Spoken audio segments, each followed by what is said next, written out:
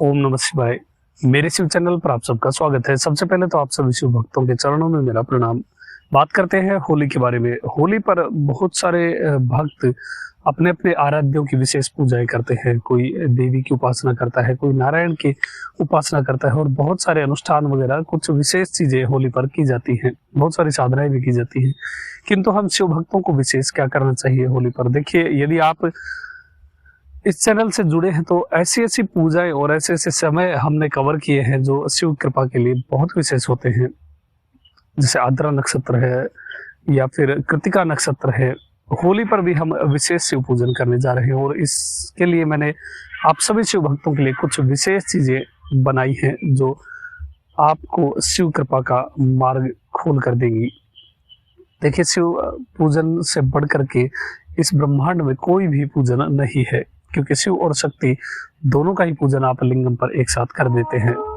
जितने भी देवी देवता हैं सबका मूल लिंगम ही है और भगवान शिव भी स्वयं जितने भी रूपों में प्रकट होते हैं वो सब लिंगम के थ्रू ही प्रकट होते हैं।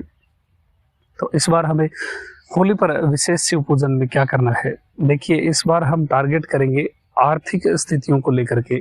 हमारे जीवन में आर्थिक स्थितियां अच्छी रहे, हमें सौभाग्य प्राप्त हो और साथ ही धन की वृद्धि भी हो। इसलिए एक बहुत विशेष शिव पूजन में आप सभी शिव भक्तों को इस वीडियो के माध्यम से दे रहा हूँ।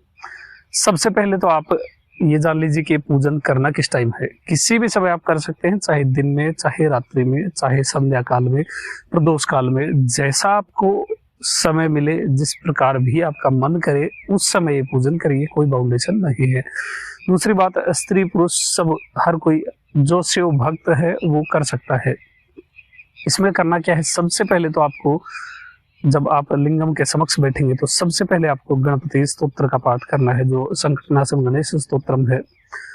जिन शिव भक्तों ने अभी तक वो वीडियो नहीं देखा तो यहाँ आई बटन पर आपको लिंक मिल जाएगा, डिस्क्रिप्शन में भी लिंक होगा, वहां जाकर के आप वो स्तोत्र देख सकते हैं, पीडीएफ डाउनलोड कर सकते हैं। उस संकटनाशन गणेश स्तोत्र का पाठ करना है और गणेश जी से प्रार्थना करनी है। उसके बाद आप लिंगम का अभिषेक करेंगे।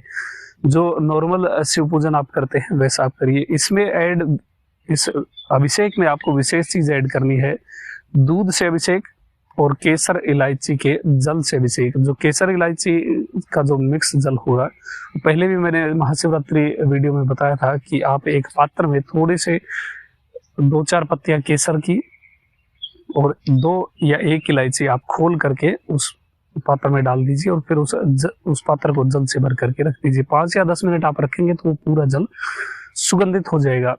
फिर उस जल से आपको भगवान का अभिषेक करना है। ये अभिषेक होगा सब द्रव्यों के अभिषेक होने के बाद में। सबसे लास्ट का जो द्रव्य अभिषेक होगा वो केसर इलायची के जल से होगा। इसके बाद आप भगवान को पुष्प, बेलपत्र वगैरह अर्पित कर दीजिए। जो आप नॉर्मल शिव पूजन करते हैं वो कर लीजिए। इस नॉर्मल पूजन के बाद आपको नंदी स्तवह का पाठ करना है। जो नंदी स्तोत्र है, जो सब प्रकार के विघ्नों का नाश करता है, सब प्रकार के प्रेत भूत आदि भय का नाश करता है, उस स्तोत्र का आपको एक पाठ कर लेना है। वो यदि शिव भक्तों ने, यदि कोई नया चैनल, इस चैनल से कोई नया शिव भक्त जुड़ा है तो वो लिंक यहाँ आई बटन पर या डिस्क्रिप्शन में होगा, वहां आप जाके नंदी स्तोत्र का पीडीएफ डाउनलोड कर सकते हैं। वहां से आप उस स्तोत्र का पाठ करें। अब ये पाठ होने के बाद हमें मेन पूजन प्रारंभ करना। इसके बाद आपको भगवान को नैवेद्य अर्पित करना है। नैवेद्य में आपको खीर अर्पित करनी है। खीर बनाते समय आपको 1 या 2 पत्तियां केसर की डाल लेनी है और 1 या 2 इलायची आप उस खीर में बनते समय डाल दीजिए। ये केसर इलायची की जो खीर बनेगी ये भगवान को आपको नैवेद्य स्वरूप में अर्पित करनी है। अब नैवेद्य अर्पित करने के बाद हाथ जोड़ करके भगवान से प्रार्थना करनी है कि आप इस नैवेद्य को ग्रहण करें और भगवान को पंच मुद्रा, जो पंच पूजा की मुद्राएं हैं वो प्रदर्शित करनी है। जो लम प्रत्यर्पणाय गंधम समर्पयामि, इस प्रकार से मैंने महाशिवरात्रि वीडियो में पूरा इसे समझाया हुआ है। जो शिव भक्त नए जुड़े हैं वो महाशिवरात्रि वाला वीडियो जाकर के देख लीजिए, वहां पर मैंने पूरा समझा रखा है किस प्रकार से आपको पंच पूजा भगवान के समक्ष प्रदर्शित करनी चाहिए। बहुत इंपॉर्टेंट होती है पंच पूजा। पंच पूजा के बाद आपको 8 बिल्वपत्र ले लेने हैं। 8 बिल्वपत्र जो होंगे उन सबको अच्छी तरह से धो करके आपको चंदन, कुमकुम और उस पर पहले चंदन का तिलक करिए, फिर कुमकुम का तिलक करिए और उसके ऊपर थोड़े थोड़े 1 या 2 दाने ऐसे आपको अक्षत के रख देने हैं। मान लीजिए ये विल्वम है,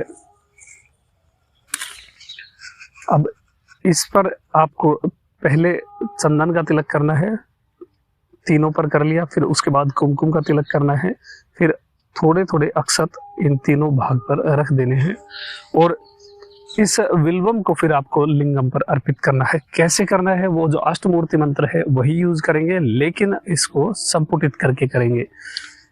मंत्र होगा श्रीम ह्रीम क्लीम नमः शिवाय, श्री सर्वाय नमः, पुनः श्रीम ह्रीम क्लीम नमः शिवाय।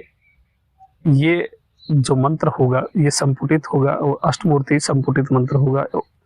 ये बोलते हुए आप लिंगम पर एक एक करके 8 बिल्वम अर्पित करेंगे। ये जो मंत्र है ये आपको धन, आकर्षण और सब प्रकार का ऐश्वर्य प्रदान करने के लिए है और बहुत ही गुप्त मंत्र है। शिव और शिवा का मंत्र है। देवी और शिव दोनों ही इस मंत्र में है। जो श्रीम ह्रीम क्लीम नमः शिवाय जो पहला है वो शिव के लिए है और श्रीम ह्रीम क्लीम नमः शिवाय ये जिसमें जो मात्राएं प्रयोग हो गई है वो देवी के लिए है। पहले शिव, फिर अष्टमूर्ति मंत्र, फिर देवी मंत्र। इस प्रकार से बहुत पावरफुल ये मंत्र है। इसको बोलते हुए आप लिंगम पर ये 8 बिल्वम अर्पित करेंगे। और किसी भी प्रकार की कंफ्यूजन आपको लग रही है तो मैं PDF डाल दूंगा, डिस्क्रिप्शन में आपको मिल जाएगी, जिसमें पूरा स्टेप वाइज सारे मंत्र लिखे होंगे। जिस प्रकार से हमने महाशिवरात्रि पर वो पूरी अरेंज्ड PDF थी जिससे आपके सारे कंफ्यूजन भी दूर हो जाएंगे, उसी प्रकार की PDF में डिस्क्रिप्शन में डाल दूंगा। वहां से आप उसे डाउनलोड करके शिव पूजन आराम से कर सकते हैं। एक स्टेप ये हो गया, 8 बिल्वम अर्पित कर दिए। अब हमें पाठ करना है दारिद्र्य दहन शिव स्तोत्र का, अर्थात जो वशिष्ठ मूलीकृत स्तोत्र है जिससे दरिद्रता का नाश होता है, उस स्तोत्र का एक ही पाठ करना है। और वो किस प्रकार करना है, वो भी संपुटित मंत्र से ही करना है। श्रीम ह्रीम क्लीम नमः शिवाय, फिर दरिद्र दहन का एक श्लोक, और श्लोक जैसे ही समाप्त हो रहा है तो वहां पर पुनः श्रीम ह्रीम क्लीम नमः शिवाय ये मंत्र बोलते हुए आपको पुनः 8 जो ये श्लोक हो गए इस स्तोत्र के। तो एक जैसे आपने श्लोक बोला, संपुटित करके एक श्लोक बोल दिया, वैसे कंफ्यूज मत होइएगा, PDF में आपको पूरी डिटेल मिल जाएगी। वो जैसे ही एक श्लोक समाप्त हुआ तो आपको थोड़े से पुष्प, एक ज्यादा बर्डन मत लीजिएगा, एक पुष्प भी बहुत होगा एक श्लोक के लिए, एक फूल, एक कमल गट्टा, कमल गट्टे के जो बीज आते हैं, कमल के बीज आते हैं, वो आपको पहले खरीद लेने हैं। 8 कमल गट्टे काफी होंगे। ये 8 कमल गट्टे आप रख लीजिए अपनी पूजा में। जैसे ही एक श्लोक समाप्त हुआ, एक पुष्प, एक कमल गट्टा, थोड़े से चावल और एक तिलक किया हुआ बिल्व पत्र, ये हाथ में लेकर के आपको ये संपुटित श्लोक बोलना है और जैसे ही श्लोक समाप्त हुआ भगवान को आपको अर्पित कर देना है। इस प्रकार से 8 आवृत्ति ये आपको इन श्लोकों की करनी है, 8 कमल गट्टे अर्पित करने हैं। तो ये एक हमारा पावरफुल दारिद्र्य दहन का एक स्तोत्र का पूरा एक पाठ हो जाएगा, वो भी संपुटित, जो ऐसा मंत्र जो धन देता है, जो सौभाग्य देता है और जो आप में आकर्षण पैदा करता है कि लोग आपसे आकर्षित होंगे और शिव और शिवा दोनों की ही कृपा आपको प्राप्त होगी। परमेश्वर एक ही है किंतु दोनों स्वरूपों की कृपा आपको प्राप्त होगी। इस प्रकार से दारिद्र्य दहन शिव स्तोत्र हम कवर कर लेंगे। उसके बाद आपको भगवान की आरती करनी है, उनसे अपनी मनोकामना बोलनी है और फिर आपको आराम से बैठ करके भगवान से कहना है, वो जो जितना भी आपने पूजा जो भी उपचार किया है, पूजा उपचार किया है, वो आपको भगवान को समर्पित कर देना है। भगवान से कहना है कि ये जो भी मैंने पूजन किया है वो ज्ञान से, अज्ञान से, पूर्ण अपूर्ण, जिस प्रकार से मेरा सामर्थ्य था, जैसा मुझसे बन पड़ा वैसे मैंने आपका पूजन कर दिया और इस पूजा का पूरा फल मैं भगवान शिव को अर्पित करता हूँ। इस प्रकार आपको भगवान से प्रार्थना करनी है और अपनी मनोकामना पूर्ण करने के लिए उनसे निवेदन करना है। इसके बाद आप भगवान की प्रदक्षिणा करिए और प्रदक्षिणा करके, प्रदक्षिणा तो आप सभी शिव भक्त जानते हैं, यदि आप मंदिर में हैं तो फिर लिंगम की तो आधी ही परिक्रमा होती है।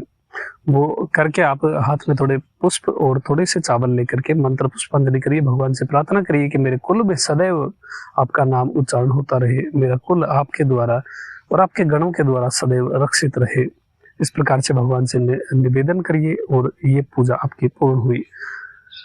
और एक विशेष चीज, जब आप आसन से उठे तो आसन की भूमि को, जो आसन के नीचे की भूमि है वो, या फर्श पर बैठे हैं तो मतलब भूमि ही बोलूंगा मैं, आसन के नीचे की जो भूमि है उसको स्पर्श करके 3 बार अपने मस्तक पर लगाइए और इंद्राय नमः बोलते हुए आपको 3 बार मस्तक पर ये लगाना है। अब इसमें, इस विशेष पूजन में आप कुछ चीजें ऐड कर सकते हैं, जैसे आप कुछ नैवेद्य में थोड़े फल वगैरह रख सकते हैं, या फिर मखाने, या जो कुछ भी आप मिठाई वगैरह रखना चाहते हैं तो अपने परिवार वालों को वो बांट सकते हैं, उससे भी नैवेद्य हो जाएगा। दूसरी बात, आपको भस्म और रुद्राक्ष तो अवश्य ही धारण करनी है, इसके बिना शिव पूजन कभी भी मत करिएगा। ये जब आप धारण करके शिव पूजन करते हो तो आपको अनंत कोटि पुण्य प्राप्त होता है। मान लीजिए आप नॉर्मल, जो आपको 1 प्राप्त होना है वो आपको 1 करोड़ होकर के प्राप्त होता है। तो भस्म और रुद्राक्ष बहुत ज्यादा इंपॉर्टेंट है शिव पूजा के लिए। तो ये थी एक छोटी सी पूजा प्रोसेस जो आप सभी शिव भक्त इस होली पर कर सकते हैं और शिव की विशेष कृपा प्राप्त कर सकते हैं। कोई भी डाउट है तो आप मुझे कमेंट में पूछ सकते हैं। अभी तक के लिए इतना ही। जानकारी कैसी लगी आप मुझे कमेंट में अवश्य बताएं। आपका दिन शुभ हो, महादेव कृपा करे। ओम नमः शिवाय।